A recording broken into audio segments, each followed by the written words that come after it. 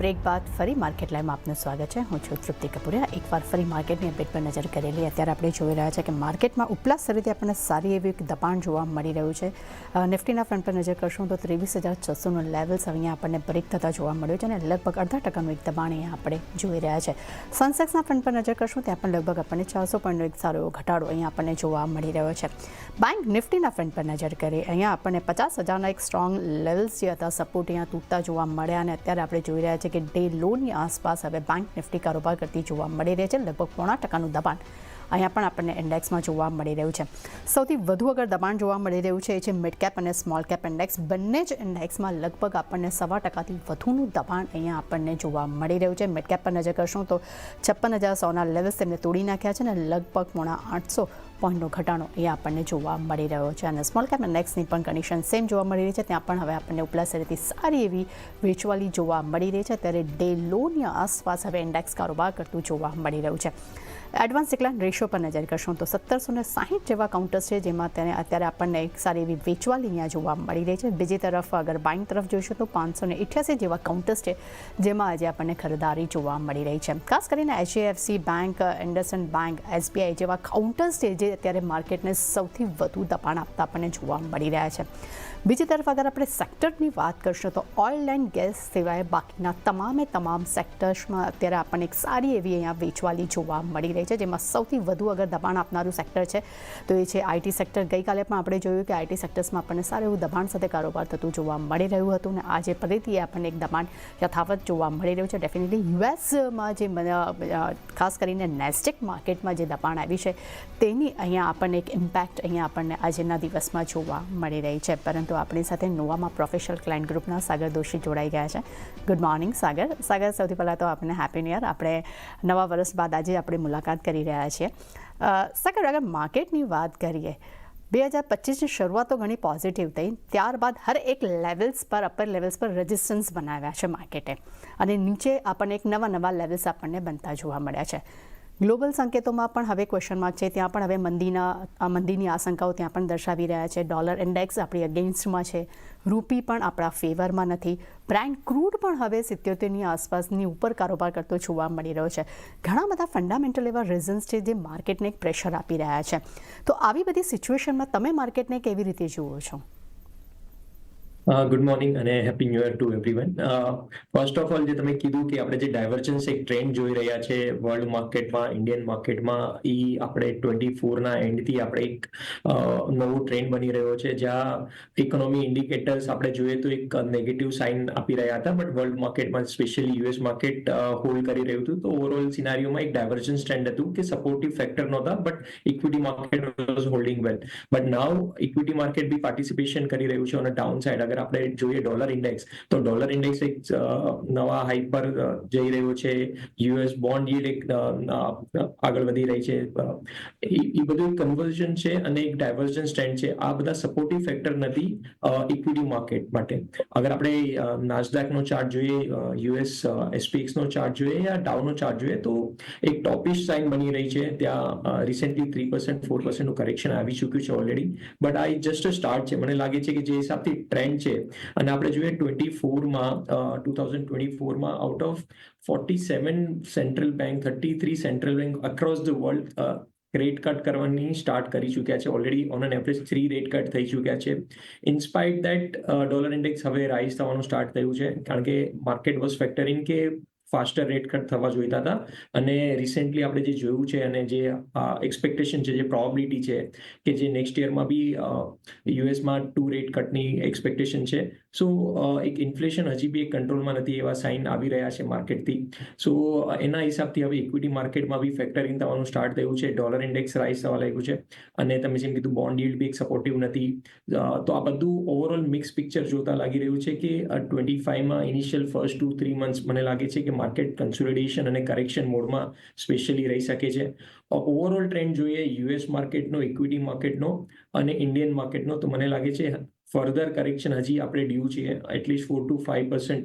આપણે જે ઇન્ફ્લેશનની વાત કરીએ છીએ તો 1960થી 2000નો એક ફેઝ જોઈએ અને સિમિલર સ્ટ્રક્ચર આપણે 2012થી કરંટ બની રહ્યું છે. અને અગર આપણે સેમ ચાર્ટ ઇન્ફ્લેશનના પ્લોટ કરીએ છીએ તો લાગી રહ્યું છે કે હજી બી ઇન્ફ્લેશન કંટ્રોલમાં નહીં રહે. જેમ તમે કીધું બ્રેન્ટની બી તમે વાત કરી લીધી સાથે, તો બ્રેન્ટમાં બી અગર જોઈએ તો એક મેજર ફેક્ટર છે કે ક્રૂડ ઓઇલ બી બાઉન્સ થવા લાગ્યું છે, વિચ મીન્સ કે અગર તમારે આગળ જઈને બી ઇન્ફ્લેશન કંટ્રોલના ચાન્સીસ થોડા ફેવરેબલ નથી. અને અગર આપણે સેમ સિનારીઓમાં ઇક્વિટી માર્કેટ 1980s બી આપણે જોયેલું સેમ સિનારીઓ, જ્યારે બોન્ડ yieldઅને ડોલર ઇન્ડેક્સ ઉપર જતા હતા અને ઇક્વિટી માર્કેટ સેમ ટાઈમ પર કરેક્શન આવતું રેટ કટ સાયકલની સાથે. સો આપણે રેટ કટ સાયકલમાં છીએ, બોન્ડ yield અને યુએસ ડોલર કરન્ટલી ઉપર જઈ રહ્યા છે, વિચ મીન્સ આપણે સેમ સ્ટ્રક્ચર્સ 1980ના રિપીટ કરી રહ્યા છે. તો એ ટાઈમ પર માર્કેટનું યુએસ માર્કેટમાં 13 to 14% એવરેજ કરેક્શન હતું. રિસેન્ટલી હજી આપણે 2 to 3% યુએસ માર્કેટમાં તો હજી કરેક્શન સ્ટાર્ટ થયું છે, તો 3-4% કરેક્શન જોયું છે. હજી બી મને લાગે છે આ નેક્સ્ટ 3 થી 4 મહિના થોડું પેનિક રહી શકે છે અને થોડું કરેક્શન આવી શકે છે વર્લ્ડ વાઇડ બધા માર્કેટમાં. સો ઓવરઓલ મને લાગે છે અગર આપણે નિફ્ટીની વાત કરીએ તો આપણે નિફ્ટીમાં જે આપણે રિસેન્ટલી બોટમ જોઈ છે 233 DMના નજદીક કપલ ઓફ બોટમ્સ બનાવી છે માર્કેટે, જે 23,300 થી 23,400ની રેન્જ છે. મને લાગે છે ઓવરઓલ અગર આ રેન્જ બ્રેક થશે તો નીચેમાં આપણે 22,200 સુધી બી જઈ શકીએ છીએ. અને ઉપરમાં બી આપણે હરેક લેવલ પર, જે તમે એમ કીધું કે હરેક લેવલ પર એક પ્રેશર આવશે. જે લીડિંગ ઇન્ડિકેટર્સ હતા, જે લીડિંગ સેક્ટર્સ હતા, એ હવે ગીવઅપ કરવાના સ્ટાર્ટ કર્યા છે. જેમ તમે નિફ્ટી આઈટીની બી વાત કરી, સો નિફ્ટી આઈટીમાં બી આપણે રિસેન્ટલી જોઈએ તો લાસ્ટ 3 દિવસમાં એક HNS પેટર્નનું બ્રેકડાઉન આવ્યું છે, એક ડિસ્ટ્રીબ્યુશન સાઇન, પછી એક સ્ટોક્સમાં સેલિંગ આવી રહ્યું છે, વિચ મીન્સ કે હવે આ સેક્ટર જે લીડિંગ સેક્ટર હતા એ બી હવે ગીવઅપ કરવાના સ્ટાર્ટ કરી રહ્યા છે. નિફ્ટી મિડ કેપ અને સ્મોલ કેપની બી તમે વાત કરી, એમાં આપણે હજી તો રિસેન્ટ કરેક્શન સ્ટાર્ટ થયું છે 1-1.5%. મને લાગે છે આ further correction 4-4.5% on an average next 2 to 3 મંથ્સમાં આપણે જોવા મળી શકે છે. અને આપણે જે નીચેમાં લેવલ જે જોવા મળી શકે છે નિફ્ટીમાં 22,200 અને નિફ્ટી મિડ કેપ હમણાં જે 56,000ના લેવલ પર ટ્રેડ કરી રહ્યું છે, આપણે 54 સુધીના લેવલ જોઈ શકીએ છીએ. સો આ એક કન્સોલિડેશન ફેઝ છે, કરેક્શન ફેઝ છે. આપણે માર્ચ સુધી ટાઈમ કરેક્શન અને કરેક્શન ફેઝ જોઈ અને માર્ચ પછી એક સારું એવું પોર્ટફોલિયો બિલ્ડઅપ કરવું જોઈએ. મને લાગે છે કે એની પછી જે માર્કેટમાંથી સિનારીઓ ચેન્જ થશે અને જે નવી તેજી આવશે એમાં નવા સેક્ટર ઇમર્જ થશે. So for the time being next 2 to 3 months અગર આપણે કેશ પર છો તો કેશ પર રહેવું જરૂરી છે. અને અગર આપ ફૂલ ડિપ્લોય છો તો એટલીસ્ટ 20-25% આપણે કેશ પર આવી જવું અને next 2 to 3 months wait and વોચનું એક સ્ટેન્સ લેવું જોઈએ માર્કેટ પર. ઓકે, તો ખાસ કરીને સાગર તરફથી અત્યારે પણ માર્કેટમાં તમને એક સારું કરેક્શન જોવા મળી શકે છે. અગર મિડકેપની વાત કરશો તો 3 થી 4% કરેક્શન તમને જોવા મળી શકે છે. અને અગર હું મિડકેપના લેવલ્સની વાત કરું છું ઇન્ડેક્સના, તો તે તમને 54,000 સુધીનું પણ લેવલ જોવા મળી શકે છે. અને નિફ્ટીના ફ્રન્ટ પર પણ અગર જો 23,300નું લેવલ અગર જો બ્રેક કરશે તો તમને 22,200 સુધીના પણ લેવલ્સ જોવા મળી શકે છે. એટલે ખાસ કરીને તેમનો મત છે કે તમારે સ્ટોક પર એટલે કે કેશમાં તમારે થોડું સાચવીને ધ્યાન રાખીને તમારે કામ કરવાની જરૂરત છે. પરંતુ લઈને નાનકડો બ્રેક બાદ નજર કરશું અન્ય શેર્સ પર.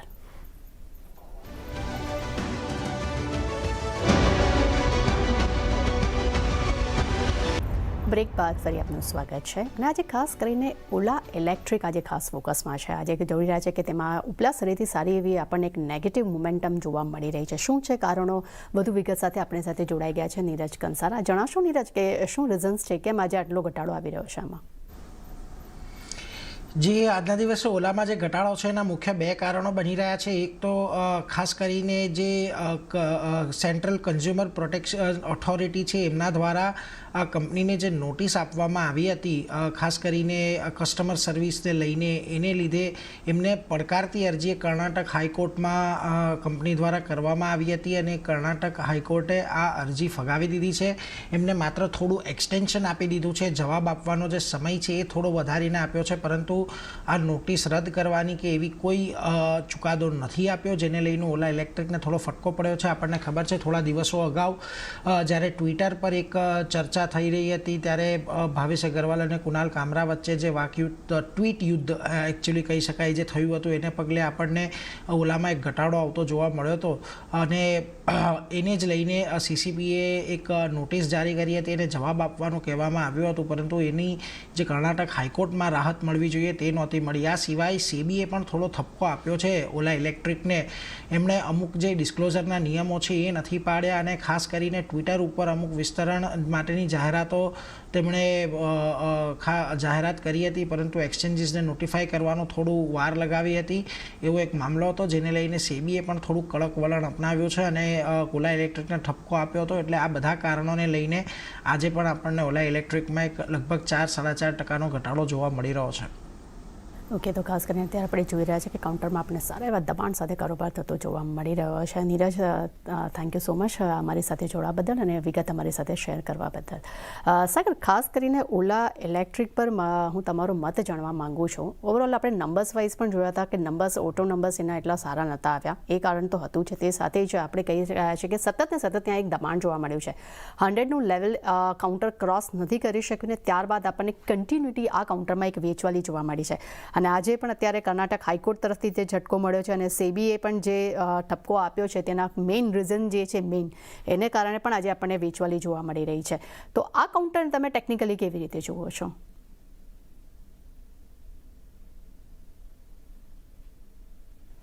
સાગર, મ્યુટ છે, તમારે અનમ્યુટ કરવું પડશે. સોરી, આ કાઉન્ટરમાં પ્રોપર હિસ્ટ્રી નથી to comment anything on charts because એ રિસેન્ટલી લાસ્ટ ઓગસ્ટમાં લિસ્ટ થયેલું છે. સો આપણે કોઈ બી એક સાયકલ કમ્પ્લીટ જોઈ નથી. બટ ટેકનિકલી અગર આપણે શોર્ટ ટર્મની વાત કરીએ તો મને લાગે છે 85 to 90નું આનું જે સપ્લાય ઝોન છે, જ્યાં સુધી આ ખતમ નથી થતું ત્યાં સુધી આ કાઉન્ટરમાં થોડું પ્રેશર રહી શકે છે. બટ મારી લિમિટેડ અન્ડરસ્ટેન્ડિંગ છે બિકોઝ કે મારા પાસે ચાર્ટની હિસ્ટ્રી નથી. ઓકે, તો ખાસ કરીને અત્યારે ડેફિનેટલી ચાર્ટની હિસ્ટ્રી નથી, પરંતુ ઓવરઓલ અત્યારે કાઉન્ટરમાં આપણને એક સારું એવું દબાણ આપણે કન્ટિન્યુટીમાં આપણને જોવા પણ મળી રહ્યું છે. સાગર, આજે ખાસ એક સેક્ટર જે છે, એક સપોર્ટિવ સેક્ટર તો ન કહી શકાય, પણ એમ કહી શકાય કે બધા જ સેક્ટર્સમાં એક જ એવું સેક્ટર છે જેમાં ખરીદારી છે, એમાં છે oil and gas sector. Jefferson report પણ આવ્યા છે. એટલું જ નહીં, બ્રેન્ટ ક્રૂડ જે વધી રહ્યા છે તેનો પણ ક્યાંક ને ક્યાંક સપોર્ટ મળી રહ્યો છે. એટલે બીજી તરફ અગર રિલાયન્સ ઇન્ડસ્ટ્રીઝ માટે પણ FY26માં ફરી એક ગ્રોથની તેવું અપેક્ષા રાખી રહ્યા છે. ગેલ માટે પણ ટેરિફ વધવાની એક અપેક્ષા છે, જેને કારણે કરીને કાઉન્ટરને સપોર્ટ મળી શકે છે. બ્રેન્ટ ક્રૂડ વધ્યા છે, જેને કારણે કરીને ONGC જેવા કાઉન્ટરને એક સપોર્ટ મળતો જોવા મળી રહ્યો છે. તો ઓઇલ એન્ડ ગેસ પૂરા સેક્ટરને તમે કેવી રીતે જુઓ છો અને તમારા માટે ટેકનિકલી અહીંયા કોઈ પસંદીદા counter? So overall oil and ગેસનું આપણે સ્ટ્રક્ચર જોઈએ તો ઓઇલ એન્ડ ગેસમાં કરેક્શન ઓલમોસ્ટ ખતમ થઈ ગયું છે. આપણે જે કરેક્શન જોયું છે લાસ્ટ 6 મંથ્સમાં, ઇરિસ્પેક્ટિવ ઓફ રિલાયન્સ યા irrespective of oil India, ONGC, બધા કાઉન્ટરમાં આપણે એક સારું એવું કરેક્શન જોયું છે. બટ રિસેન્ટલી જે ડાયવર્જન્સ પોઝિટિવ ડાયવર્જન્સ ચાર્ટમાં બન્યા છે અને આ એક સેક્ટર લાગી રહ્યું છે કે હવે એનું કરેક્શન ખતમ થઈને હવે નવા રેલી તરફ જઈ રહ્યું છે. સો મને લાગે છે કન્સોલિડેશન પેટર્નમાં ફોર ધ ટાઈમ બિંગ રહેશે અને પછી એક નવા સારું મોમેન્ટમ જોવા મળી શકે છે. કાઉન્ટરમાં સ્પેશિયલી મને એક ઓઇલ ઇન્ડિયા જે એક કરન્ટલી 475-477ની રેન્જમાં ટ્રેડ થઈ રહ્યું છે અને એમાં નીચેમાં આપણે 415 સુધીના લેવલ જોયા હતા, ત્યારથી એક સારું મોમેન્ટમ પકડ્યું છે. અને ઓઇલ એઝ અ સેક્ટર, અગર બ્રેન્ટ ક્રૂડ ઓઇલની બી વાત કરીએ તો હમણાં એક સારું બોટમ બનાવ્યું લાગી રહ્યું છે. તો આ એક સપોર્ટિવ ફેક્ટર છે. અને અગર માર્કેટમાં કરેક્શન રહી છે અને CPIમાં ઇન્ફ્લેશન કંટ્રોલમાં નથી રહેતું અને બ્રેન્ટમાં મોમેન્ટમ આવે છે તો આ એક કાઉન્ટર માટે પોઝિટિવ બની શકે છે. ઓવરઓલ મને લાગે છે કે જે તમે પૂછ્યું કે ઓવરઓલ સેક્ટર બોટમ આઉટ લાગે છે, સ્પેશિયલી ઓઇલ ઇન્ડિયા અને રિલાયન્સ, આ બંને કાઉન્ટરમાં એક સારું એવું મોમેન્ટમ આપણે જોવા મળી શકે છે. સો નેક્સ્ટ લેવલની જે સપોર્ટ મળશે નિફ્ટીને એ રિલાયન્સ તરફથી મળવાના ચાન્સીસ હાઈ છે. ઓકે, તો ખાસ કરીને ઓઇલ એન્ડ ગેસમાં ઓઇલ ઇન્ડિયા અને રિલાયન્સ આ બંને જ કાઉન્ટર સાગર તરફથી આપણને પસંદીદા જોવા મળી રહ્યા છે. સાગર, બીજો એક ખાસ ફોકસ કરીએ IT સેક્ટર્સ. IT સેક્ટર્સ એટલા માટે કે એક તરફ કરન્સી સપોર્ટ નથી આપી રહી, બીજી તરફ હવે નેસ્ડેકમાં પણ જે ઘટાડો આવે છે તેનું ઇમ્પેક્ટ પણ પૂરા આપણા IT સેક્ટર્સ પર જોવા મળી રહ્યું છે. અને ખાસ કરીને ડેક્સન ટેક પર આજે નજર કરીએ, 7.5% કાઉન્ટર અત્યારે નીચે છે અને અત્યારે ડે લોની આસપાસ અત્યારે આપણને કારોબાર કરતું જોવા મળી રહ્યું છે. અને મિડ કેપનો ટોપ લૂઝર્સમાં આ કાઉન્ટરનો અત્યારે સમાવેશ થતો જોવા મળી રહ્યો છે. તો પૂરો IT સેક્ટર્સને તમે હવે કેવી રીતે જુઓ છો અને બીજી તરફ ડિક્સન ટેક માટે તમારો શું મત બની રહ્યો છે? સો ઓવરઓલ અગર IT સેક્ટરની વાત કરીએ તો કરન્ટલી 42,700ના લેવલ પર નિફ્ટી IT ટ્રેડ કરી રહ્યું છે, જે રિસેન્ટ હાઈ માર્યા છે અરાઉન્ડ 46,100ના આપણે જે લાસ્ટ મંથમાં હાઈ જોયા હતા ડિસેમ્બર મંથમાં. આ એક સેક્ટર હતું જે માર્કેટને લીડ કરી રહ્યું હતું. બટ હવે રિસેન્ટલી જે પેટર્ન ડેવલપ થઈ છે એ HNS head and shoulder pattern છે, જે ટોપ આઉટ પેટર્ન છે. સ્ટોક વાઇઝ જોઈએ તો બહુ બધા સ્ટોક્સમાં HCL tech, Coforge, Dixon, OFSS, HCL tech, આ બધા કાઉન્ટરમાં એક ડિસ્ટ્રીબ્યુશન પેટર્ન બની ગઈ છે અને એનું બ્રેકડાઉન આવી રહ્યું છે. વિચ મીન્સ કે હવે આ એક સેક્ટર છે જે લીડિંગ હતું એમાંથી લગાડ તરફ જવાના હાઈ ચાન્સીસ છે. મને લાગે છે કે આ સેક્ટરમાં ઓવરઓલ સેક્ટરમાં હજી બી અહીંથી એટલીસ્ટ 8 to 10%નું ઓપન છે કરેક્શન તો બિલો 40,000 સુધી as a Nifty IT index આવવાના હાઈ ચાન્સીસ છે.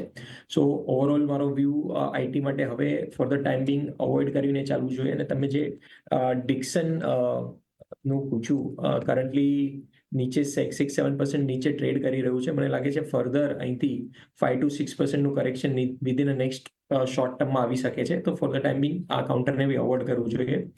રિસેન્ટ બ્રેકડાઉન માટે HCL, કોફોર્સ આ બંને કાઉન્ટરમાં એક રિસેન્ટ બ્રેકડાઉન આવી રહ્યા છે. તો આ બંને કાઉન્ટરમાં બી શોર્ટ સાઇડ યા લોંગ પ્રોફિટ બુકિંગ કરવું જોઈએ. ઓકે, તો ખાસ કરીને પૂરા આઈટી સેક્ટર્સ માટે અવોઇડની સલાહ આપણને જોવા મળી રહી છે. અને ડિક્સન ટેકના પર એમના મતે વ્યૂ બની રહ્યો છે કે 5-6% તમને અહીંયા કરેક્શન જોવા મળી શકે છે. અને HCL ટેક છે, કોફોર્સ જેવા કાઉન્ટરમાં પણ એ પ્રોફિટ બુકિંગની તેઓ અહીંયા સલાહ આપી રહ્યા છે. પરંતુ લઈને નાનકડો બ્રેક બાદ નજર કરશું સાગરના ટ્રેડિંગ કોલ્સ પર.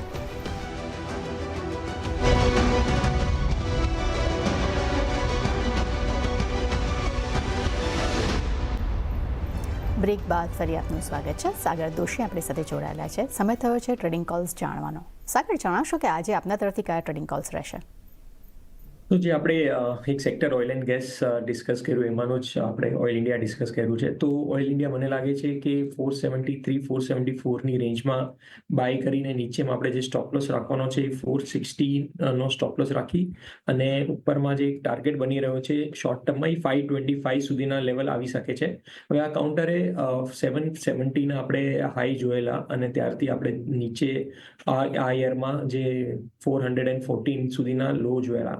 ત્યારે એક બેરિશ ટ્રેન્ડ બનેલો અને ત્યાર પછી હમણાં રિસેન્ટલી એનું ટ્રેન્ડ લાઇન બ્રેકઆઉટ આવ્યું છે અને એક હાયર હાઈ ફોર્મેશન બની રહ્યું છે after a long period of time in this counter. મતલબ ઓલમોસ્ટ 1 વર્ષ પછી એક નવા ટ્રેન્ડનું ઇમર્જ થઈ રહ્યું છે. ઓબ્વિયસલી માર્કેટ સપોર્ટિવ નથી, બટ મને લાગી રહ્યું છે કે 475 અરાઉન્ડ 460 નો સ્ટોપ લોસ રાખી ઉપરમાં 525 સુધીના એક આપણે શોર્ટ ટર્મમાં લેવલ જોઈ શકીએ છીએ. આપણે જેમ ડિસ્કસ કર્યું કે બ્રેન્ડથી બી એક સપોર્ટ છે. ઓવરઓલ સેક્ટરનું એક કરેક્શન ખતમ થઈ ચૂક્યું છે અને કાઉન્ટરમાં એક હાયર હાઈ બનવાના ચાન્સીસ છે. તો મને લાગે છે 525 સુધી બેટ લેવી જોઈએ. સેકન્ડ કાઉન્ટર છે એ છે Minda corporation. After a long period of time Nifty ઓટોનું ઓલમોસ્ટ આપણે કરેક્શન 27,000 થી આપણે 22,500 સુધીનું જોયું છે. રિસેન્ટલી નિફ્ટી ઓટોમાં એક સારું એવું મોમેન્ટમ બની રહ્યું છે, બટ હજી બી આ ઓવરઓલ એક સ્ટ્રોંગ મોમેન્ટમ નથી, ખાલી બાઉન્સ લાગી રહ્યું છે. તો મને લાગે છે આ બાઉન્સ બી એટલીસ્ટ આપણે ઉપરમાં 24,200 સુધી નિફ્ટી ઓટો આવી શકે છે. અને આપણે મિન્ડા કોર્પોરેશનની વાત કરીએ તો મિન્ડા કોર્પોરેશનમાં એક સેમ પેટર્ન ફોલો કરીએ તો ઉપરથી એક ટ્રેન્ડ લાઇન બ્રેકઆઉટ આવ્યું છે અને આ એક કાઉન્ટર એવું છે કે જે નિફ્ટી ઓટોની સાથે એટલું કરેક્શનમાં આપણે જોયું નથી. એક આઉટ પરફોર્મર સ્ટોક કહી શકીએ અને રિસેન્ટલી એક હાયર હાઈ ફોર્મેશન બની રહ્યું છે. કરન્ટલી 530ના લેવલ પર ટ્રેડ કરી રહ્યું છે. એમાં 515નો સ્ટોપ લોસ રાખી અને આપણે ઉપરમાં 600 સુધીના લેવલ જોઈ શકીએ છીએ. મોમેન્ટમ આનું 545નું ક્રોસ જે ઇન્વર્સ HNS પેટર્ન એક બની રહી છે એનું બ્રેકઆઉટ આવ્યા પછી આવશે. બટ મને લાગે છે આ રિસ્ક રિવોર્ડ ફેવરેબલ કાઉન્ટર છે. તો 515ના સ્ટોપ લોસ સાથે એકવાર આપણે એટેમ્પ કરવું જોઈએ અને ઉપરમાં આપણે 600 સુધીના ટાર્ગેટ મિનિમમ જોઈ શકીએ છીએ.